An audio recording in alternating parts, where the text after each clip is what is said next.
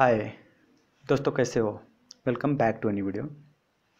आज इस वीडियो में हम लोग बात करने वाले हैं केमिस्ट्री की जो प्रिपरेशन स्ट्रैटेजी है, लास्ट मिनट प्रिपरेशन स्ट्रैटेजी उसके रिलेटेड। तो जैसे कि केमिस्ट्री में जैसे कि फिजिक्स बायोलॉजी के रिलेटेड मैंने आपको स्ट्रैटेजी दे दिया है। कहने का मतलब कि जैसे एग्जाम का डेट नहीं आया है तो अभी इस वक्त क्या क्या इंपॉर्टेंट टॉपिक है उसे मिस नहीं करना है। अगर वो वीडियो आप नहीं देखे होंगे तो आप जाकर इंट्रांस एग्जाम टिप्स प्लेलिस्ट में से जाकर देख सकते हैं। तो आज इस वीडियो में हम लोग बात करेंगे कि जो केमिस्ट्री की जो फिजिकल है, फिजिकल पार्ट, फिजिकल केमिस्ट्री हम लोग बोलते हैं, तो फिजिकल केमिस्ट्री में हमें क्या क्या टॉपिक है उससे छोड़ना नहीं है। ऐसे कहा जाए कि जैसे कि मेडिकल एजुकेशन कमीशन है नेपाल की, उन्होंने जो सिलेबस दिया है उसमें कहने का मतलब कि जो फिजिकल केमिस्ट्री, ऑर्गेनिक केमिस्ट्री और इनऑर्गेनिक केमिस्ट्री, बस इतना ही एक्सप्लेनेशन हुआ है कहने का मतलब सिलेबस को लेकर, और इसी में मार्किंग हुआ है जिसमें उन्होंने बताया है कहने का मतलब कि जो फिजिकल केमिस्ट्री है वो 14 मार्क का आएगा और इनऑर्गेनिक और ऑर्गेनिक 18 मार्क का आएगा। तो हम लोग फिजिकल केमिस्ट्री भी बहुत इंपॉर्टेंट है, और एक कहने का मतलब कि ऑर्गेनिक के रिलेटेड और इनऑर्गेनिक तो कहने का मतलब पूरा रटा मारने वाला है, और कितना भी समझो याद ना करोगे तो काम ही नहीं चलेगा। तो फिजिकल में कहने का मतलब कि अच्छा खासा मार्क ले आने के लिए ये मैं 2-4 ठो आपको इम्पोर्टेंट हर चैप्टर में से सब टॉपिक बताने वाला हूँ, जो कि सिलेबस में भी मेंशन नहीं है और मुझे लगता है कि हेल्पफुल होने वाला है। तो चलिए शुरू करते हैं। सबसे पहले केमिस्ट्री, फिजिकल केमिस्ट्री की बात करते हैं। फिजिकल केमिस्ट्री में एक होता है कि जो एक चैप्टर कनेक्ट मतलब बेसिक कंसेप्ट ऑफ केमिस्ट्री बोलते हैं उसे। तो उसमें क्या होता है कि फार्मूला ऑफ मोल, ये बहुत इंपॉर्टेंट होता है कि इजी है और एक शॉर्ट टर्म में अच्छा खासा नंबर लेकर आता है। तो ये एक बार आप कनेक्ट मतलब कि इसे रिवाइज करें। उसके बाद एम्पिरिकल एंड मॉलिक्यूलर फार्मूला होता है, उसे भी हमें देखना चाहिए। उसके बाद स्टोइचियोमेट्री एंड लिमिटिंग रेजेंट है, जो कि कनेक्ट मतलब कि वेरी वेरी इंपॉर्टेंट हो जाता है अगर आप नेपाल का सी देना चाहते हैं तो। उसके बाद एटॉमिक स्ट्रक्चर में आते हैं। एटॉमिक स्ट्रक्चर कनेक्ट मतलब कि फिजिक्स में भी था और यहाँ भी है। अगर आप यहाँ कंप्लीट करते हैं तो फिजिक्स में आपको भी हेल्प होगा, अगर फिजिक्स में कंप्लीट करते हैं तो यहाँ भी हेल्प होगा। तो एटॉमिक स्ट्रक्चर इसमें क्या है, बोहर एटॉमिक मॉडल इंपॉर्टेंट हो जाता है। उसके बाद हाइड्रोजन स्पेक्ट्रम्स और डिब्रोगली इक्वेशंस, उसके बाद हेजनबर्ग अनसर्टेनिटी प्रिंसिपल आप कवर कर ले, एक बार रिवाइज कर ले। उसी तरह से केमिकल इक्विलिब्रियम और आयोनिक इक्विलिब्रियम को, तो पहले केमिकल इक्विलिब्रियम की बात करते हैं हम। तो question based on degree of dissociation, KC KP और कनेक्ट मतलब ली कैटेलियर प्रिंसिपल्स, इस भी ये जो 4 ठो इसमें बन जाता है टॉपिक। जैसे कि question based on degree of dissociation एक हो गया, एक केसी एक हो गया और केपी एक हो गया, और ली कैटेलियर प्रिंसिपल एक हो गया। उसके बाद आयोनिक इक्विलिब्रियम में आते हैं तो pH of acid and base important हो जाता है, और उसके बाद सोलबिलिटी प्रोडक्ट इंपॉर्टेंट हो जाता है, और बफर एंड साल्ट हाइड्रोलिसिस भी इंपॉर्टेंट हो जाता है। उसके बाद चलते हैं कहने का मतलब थर्मोडायनेमिक्स एंड थर्मोकेमिस्ट्री। तो थर्मोडायनेमिक्स कहने का मतलब कि आपका जो फिजिक्स में भी थर्मोडायनेमिक्स आ जाता है और यहाँ पे भी थर्मोकेमिस्ट्री थोड़ा बहुत रिलेट करता है, लेकिन चलो इसमें एक बार मैं आपको देता हूँ इसमें कहने का मतलब जो भी हिंट है soft topics. Relation between delta H and delta U पढ़ लेना है आपको। Work down in different process के, जैसे कि एडियाबैटिक, आइसोकोरिक, आइसोबोरिक, ये जो प्रोसेस है उसमें आपको पढ़ लेना है एक बार अच्छा से।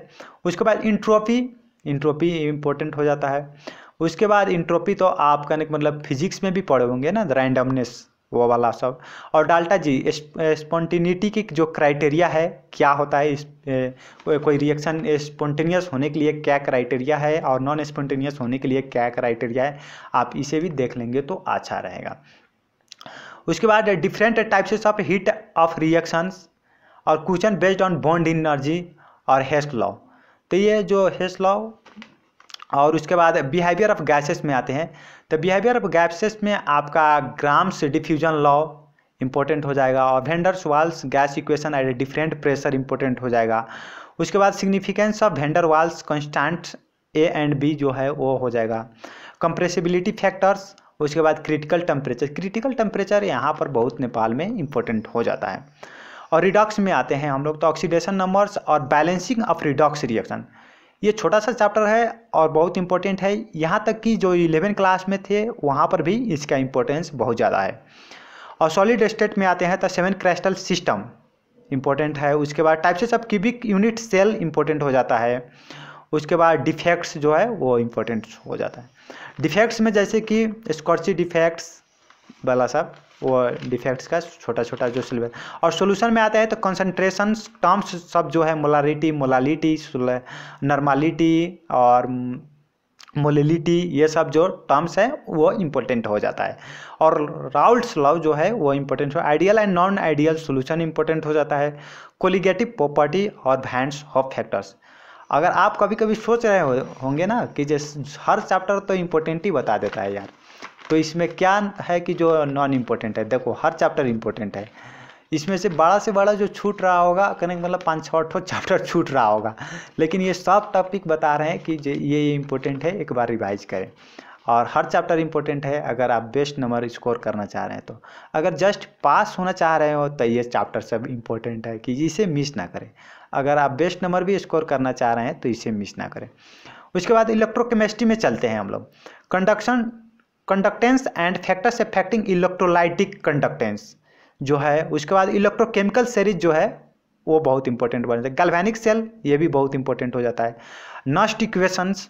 उसके बाद electrolysis and Faraday's law of electrolysis. अब नेक्स्ट चैप्टर जो सरफेस केमिस्ट्री है उसमें क्या है कि Freundlich adsorptions isotherm types of colloidal solutions and their examples important हो जाता है। और difference between lyophilic and lyophobic colloidal and peptizations. ये सब जो चैप्टर मैंने बताया है वो कहने मतलब फिजिकल केमिस्ट्री का जो सब टॉपिक था हर एक चैप्टर का, और वो मिस ना करें, और वही आपको अच्छा नंबर स्कोर करने में हेल्प करेगा। और सबसे बड़ी बात क्या हो जाती है कि जो कितने भी आप प्रिपरेशन किए हो, लास्ट टाइम में अगर प्रिपरेशन अपना वीक कर दोगे तो कहने का मतलब कि जो आपकी सक्सेस रेट है या जो नाम निकलने की रेट है उसमें गिरावट आ जाएगा। तो अगर आपकी प्रिपरेशन है या ना है, आप अपने लास्ट टाइम में प्रिपरेशन को जितना अच्छा बना सकते हैं बनाएं, क्योंकि ये लास्ट जो मोमेंट है वो आपका डिसाइडरिंग फैक्टर है कि आपका नाम निकलेगा कि नहीं, और आपका नाम निकलेगा तो कि कौन सी पोजीशन पर निकलेगा, लास्ट ही फैक्टर डिसाइड करता है। So guys in next video, take care, bye bye, have a good day और प्रिपेयर, ऑल द बेस्ट।